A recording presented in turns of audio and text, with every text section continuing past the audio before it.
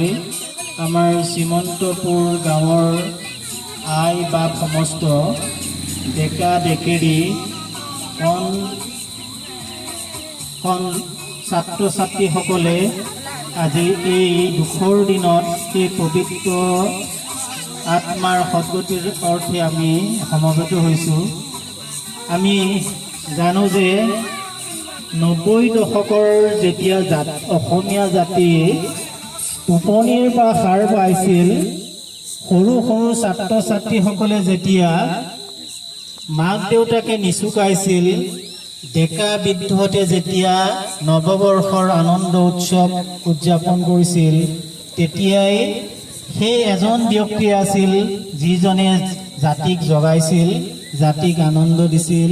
আৰু জাতিৰ কাৰণে বিভিন্ন জাতিৰ সংকটৰ সময়ত নিৰ্ভীকভাৱে একমাত্ৰ অসমীয়া শিল্পী হিচাপে আমি তেখেতেকৈ উল্লেখ কৰিব পাৰোঁ যে কালৈকো ভয় নকৰি নিৰ্ভীকভাৱে